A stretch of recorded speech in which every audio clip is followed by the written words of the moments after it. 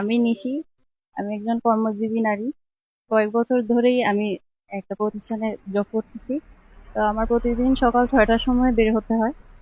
আর গাড়ির জন্য অনেক সময় দেখা যায় গাড়ি পাওয়া যায়, অনেক সময় পাওয়া যায় না, জন্য অনেক সময় wait করতেও হয়। তো আজকের বিষয়টা হচ্ছে আমি একাই ছিলাম। তো একটা সাদা রঙের গাড়ি আমাকে অনেক সময় ধরেই ফলো করতেছিল। তো প্রথমে বুঝি নাই যে আমাকে ফলো করতেছে, বারবার আসা যাওয়া করতেছে।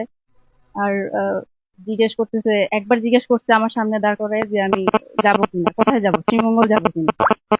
তো তখন আমি কোনো আনসার দিইনি, আমি একটু দূরে গিয়ে দাঁড়ালাম। তখন ওরা আবার চলে গেল। চলে যাওয়ার পর আবার আসলো, কিছুক্ষণ পর এসে অনেক সময় আমার সামনে দাঁড়ালো গাড়িটা। তখন আমার মধ্যে একটু সন্দেহ তৈরি হলো যে আসলে বিষয়টা ভালো হচ্ছে না। তখন আমি আমার বাড়ির দিকে যাওয়ার জন্য প্রস্তুতি নিলাম যে আমি বাসায় চলে যাব। তখন আমার সামনে হঠাৎ এই গাড়িটা দাঁড়ালো, দাঁড়ানোর পরে একটা ছেলে বের হলো। বের হয়ে আমার মুখ চাপ দিয়ে ধরলো, মানে গাড়িতে উঠানোর চেষ্টা করলো আর কি।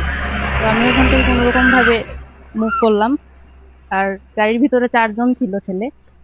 আর তারপর ওরা ওখান থেকে চলে গেল। আর আমার এলাকা এখানে, আমার বাড়িঘর সব জায়গা, সবাই এখানে আমরা স্থানীয়। তো আমার নিরাপত্তা আজকে কোথায়? আমি আমার এলাকাতে নিরাপত্তাহীনতায় ভুগতেছি। এখন আমি এটার বিচার চাই।